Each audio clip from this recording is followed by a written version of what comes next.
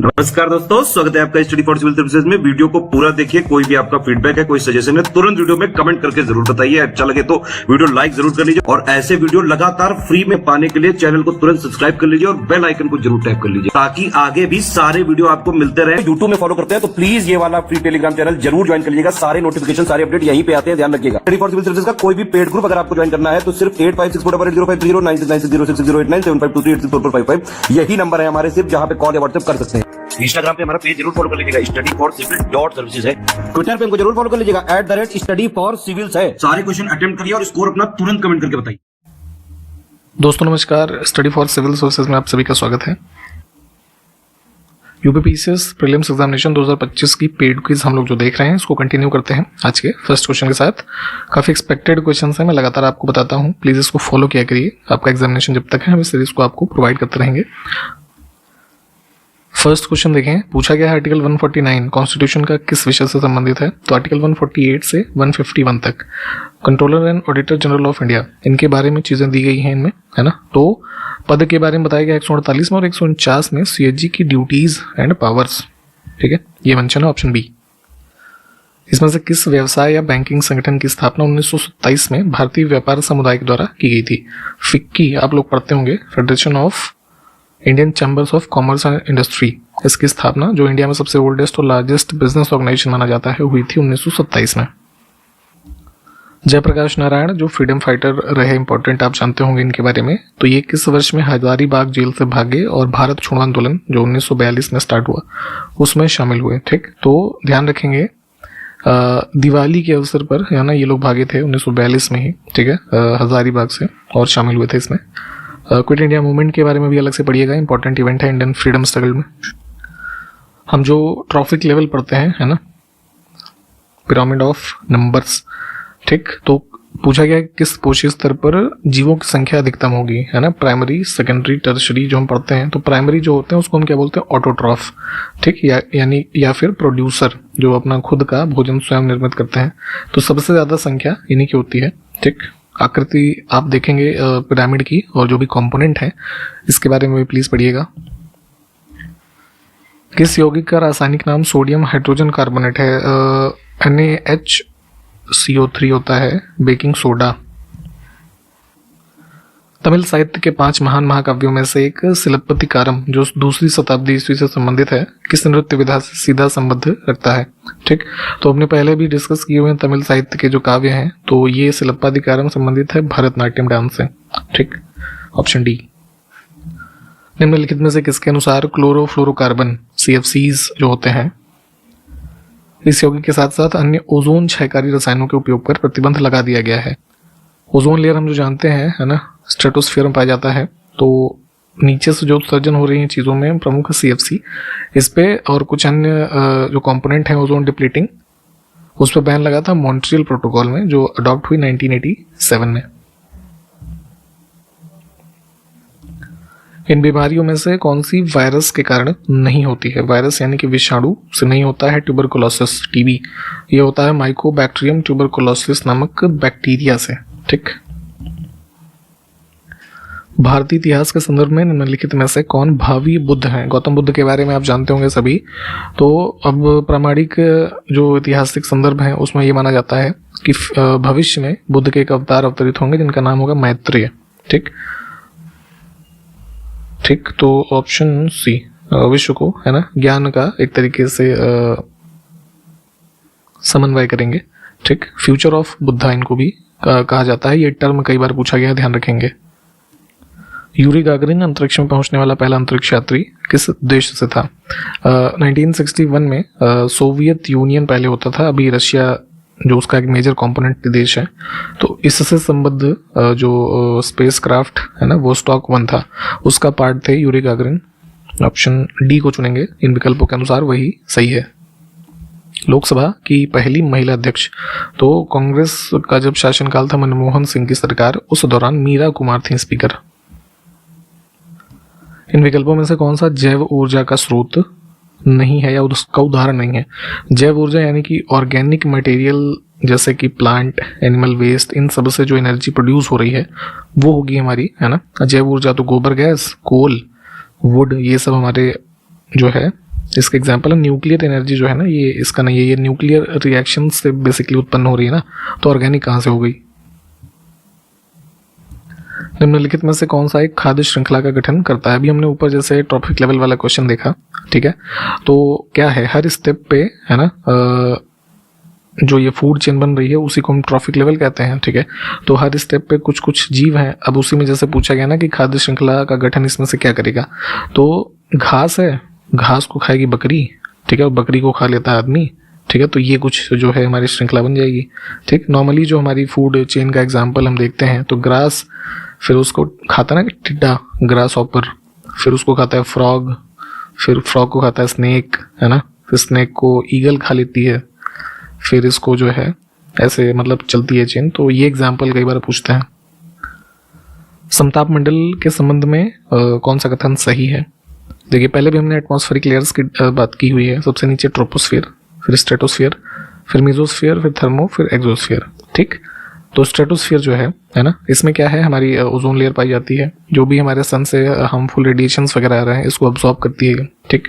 तो इसी की बात इस क्वेश्चन में की गई है। समताप मंडल जो ये ट्रोपोस्फियर यानी क्षोभ मंडल के ठीक ऊपर स्थित है और ये 50 किलोमीटर की ऊंचाई तक फैला हुआ है, ठीक है। मतलब कि एटमॉस्फेरिक में जो ये पृथ्वी के ऊपर हम 50 किलोमीटर तक की डिस्टेंस देखेंगे तो यहाँ तक इसकी लोकेशन है, तो ये बात भी ठीक है।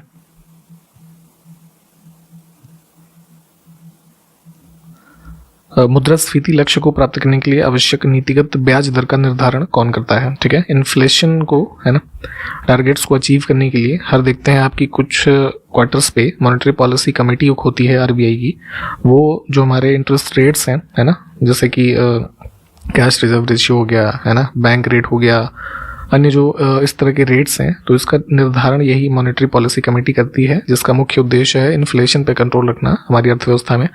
तो ये जो है ऑप्शन डी को चुनेंगे। और ये किसके तहत कार्य करती है, रिजर्व बैंक ऑफ इंडिया के 6 सदस्यों की एक ये कमेटी होती है।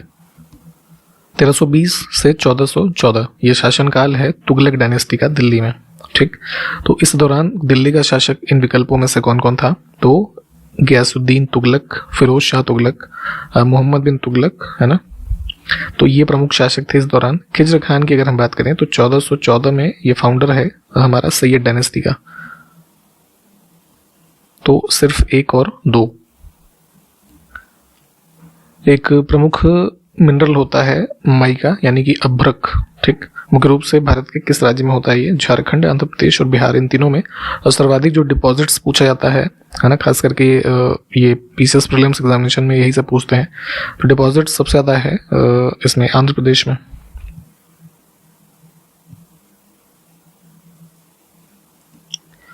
पुस्तक वी आर डिस्प्लेस्ड ये किसने लिखी है, तो नोबेल प्राइज विनर है मलाला यूसुफजई, ठीक है, इनकी पुस्तक है। निम्नलिखित में से किस मिट्टी में बड़े कणों की तुलना में महीन कणों का अनुपात अपेक्षाकृत अधिक होता है।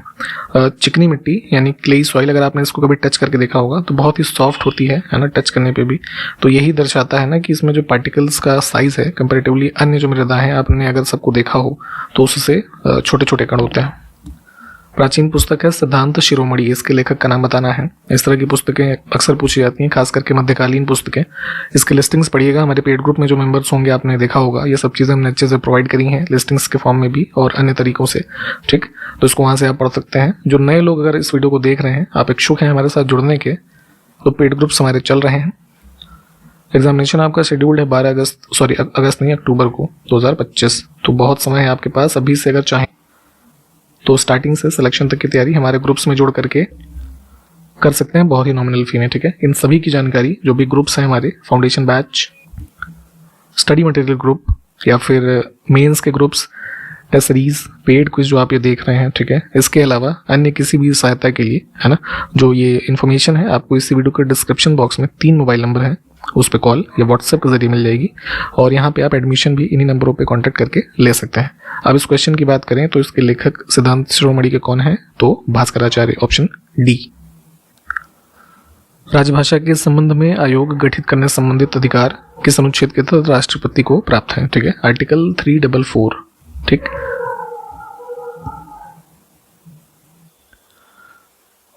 इसरो ने अपने चंद्र अन्वेषण मिशन चंद्रयान 2, है ना, चंद्रयान 2 जो है 2019 में लॉन्च किया गया था और चंद्रयान 3 लॉन्च किया गया था 2023 में। ठीक है, तो पूछा गया कि इसमें किस प्रक्षेपण यान का उपयोग किया गया था, तो GSLV Mk3, और इसी को भी जो है इसमें 2023 वाले में यूज किया गया था। प्रसिद्ध संगई महोत्सव पूर्वोत्तर भारत के किस राज्य का एक वार्षिक सांस्कृतिक उत्सव है? नवंबर के महीने में मनाते हैं ये मणिपुर में। Option first. मणिपुर से संबंधित एक करंट अफेयर्स का तथ्य कि अभी हाल ही में वहाँ के जो चीफ मिनिस्टर थे N बीरेन्द्र सिंह, उन्होंने रिजाइन किया और वहाँ पे प्रेसिडेंट रूल इम्पोज हो गया है आर्टिकल 356 के तहत। ठीक, इस चीज़ को ध्यान रखेंगे।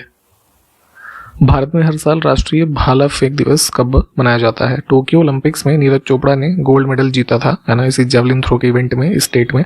तो इसको ही, है ना, फेडरेशन जो एथलेटिक्स फेडरेशन ऑफ इंडिया है, इन्होंने डेजिग्नेट कर दिया था राष्ट्रीय भाला फेंक दिवस के रूप में 7 अगस्त को। नेक्स्ट है, मौर्य शासन के दौरान किस प्रांत को कर्नाटक में सोने की खान का केंद्र माना जाता था? इंपॉर्टेंट कह सकते हैं माइंस का एरिया था सुवर्णगिरी, वर्तमान जो कर्नाटका है ना, यहाँ पे। एक अर्थव्यवस्था में जब मुद्रास्फीति और बेरोजगारी दोनों उच्च स्तर पर होती है तब यह स्थिति किस रूप में जानी जाती है? स्टैगफ्लेशन और इन्फ्लेशन मिलकर के बनता है स्टैगफ्लेशन। तो यही स्थिति है स्टैगफ्लेशन में, बेरोजगारी दर भी उच्चतम है और महंगाई भी है। नेक्स्ट है, रेगुर मृदा के संबंध में कौन सा कथन सही है? रेगुर यानी ब्लैक सॉइल हमने पहले भी डिस्कस किया हुआ है, नाम ही ब्लैक है क्योंकि कलर इसका ब्लैक होता है। पहले क्वेश्चन में लिखा है उस स्टेटमेंट में कि यह हल्के रंग की, तो यहीं से ये गलत हो गया, डार्क कलर होता है क्योंकि ब्लैक है ना। बाकी चिकनी और उर्वर मृदा होती है ये, और दक्कन प्लेटू के रीजन में बासाल्टिक लावा से इसकी कह सकते हो उत्पत्ति या विकास हुआ है, और कपास की खेती व्यापक रूप से की जाती है। तो सिर्फ 2 और 3 ठीक है, पहला गलत था क्योंकि उसमें लाइट नहीं डार्क कलर्ड होता है।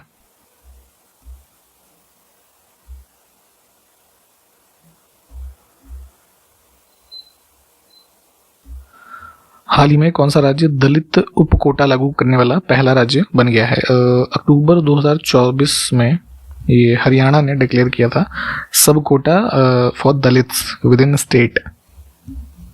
इस न्यूज को प्लीज थोड़ा डिटेल में भी देखिए। अक्टूबर 2024 में किसको वियतनाम का नया राष्ट्रपति चुना गया है? Luong Cuong, option C. देखिए, ऐसे ही नाम वाले या ऐसे जो थोड़े विचित्र नाम वाले देश हैं, वहाँ के जो राष्ट्राध्यक्ष चुने जाते हैं, तो पिछले 1 साल के दौरान कुछ मेजर इवेंट जो होते हैं यही यूपीपीसीएस के एग्जामिनेशन में आजकल पूछा जा रहा है। 2024 का भी जो प्रीलिम्स हुआ तो उसमें भी इस तरह की चीजें पूछी गई, तो इसलिए लगभग एक सरसरी निगाह इन चीजों पर भी रखा करें आप।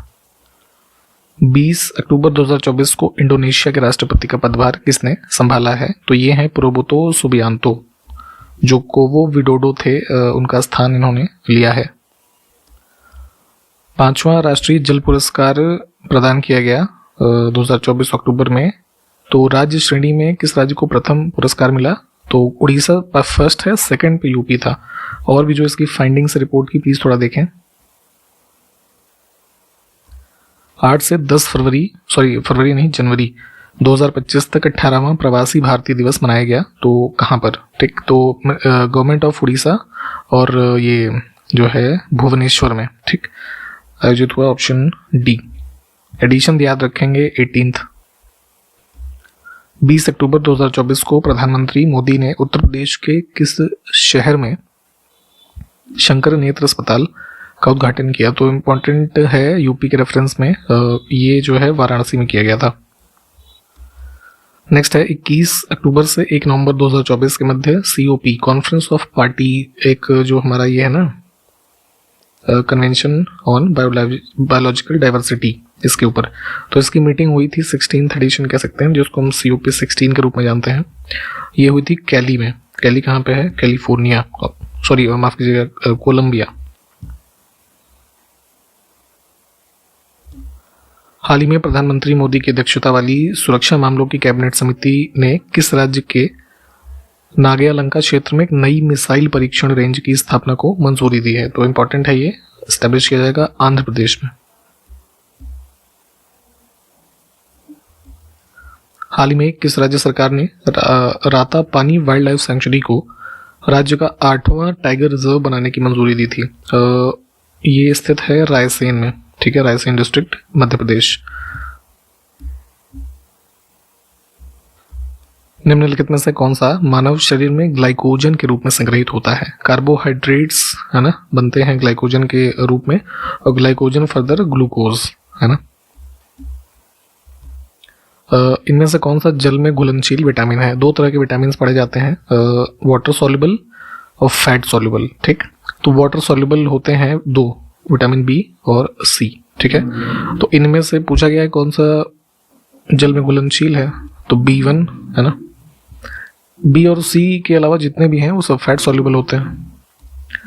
एक बीमारी होती है बेरी, किसकी कमी से उत्पन्न होता है ये, तो B1, जिसको कि हम थायमीन कहते हैं।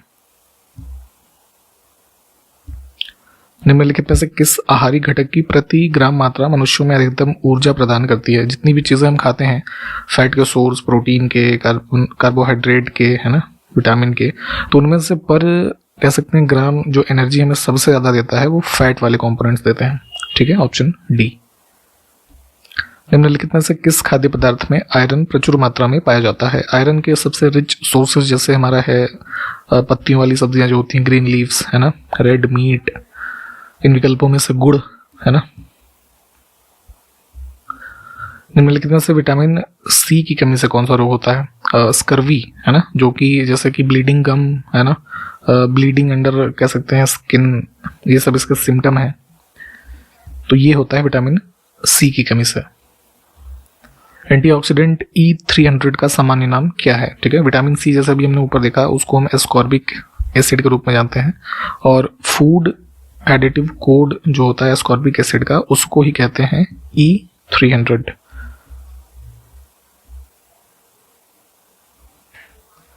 बनाना जो हम खाते हैं किस विटामिन का एक बेस्ट या गुड सोर्स है? तो ये विटामिन बी। इसमें से किस विटामिन के 3 सक्रिय रूप रेटिनोइक एसिड, रेटिनॉल और रेटिनोइक एसिड होते हैं? थोड़ा सा करेक्शन करेंगे इसमें, रेटिनोइक एसिड, रेटिनॉल और रेटिनल है ना, ये 3 एक्टिव रूप होते हैं विटामिन ए के, है ना। इन विकल्पों में से किसी गर्भवती महिला के लिए सर्वोत्तम आहार क्या होता है? ठीक है, देखिए हर तरह के लोग अलग अलग चीजें बताएंगे, बट बेस्ट सोर्स ये हो सकता है कि special diet which is prescribed by dietitian, है ना, उसको चीज़ों का पता होता है तो वो वही चीज़ें रिकमेंड करेंगे जो उस महिला के लिए सूटेबल हो। ठीक, ऑप्शन सी करेक्ट हो जाएगा। और इसी के साथ इस वीडियो को हम समाप्त करेंगे। हमारे पेड ग्रुप्स चल रहे हैं, अभी आपके पास पूरा समय है, बिल्कुल लग जाइए। स्टार्टिंग से सिलेक्शन तक की तैयारी हमारे साथ की जा सकती है, बहुत ही नॉमिनल फी में हमारे ग्रुप्स के साथ जुड़ करके। इस वीडियो के डिस्क्रिप्शन बॉक्स में 3 मोबाइल नंबर हैं जो उस पर कॉल या व्हाट्सएप करके आप एडमिशन ले सकते हैं। ठीक, आगे के जो क्वेश्चंस हैं अगले वीडियो में हम देखेंगे। तब तक के लिए नमस्कार, जय हिंद।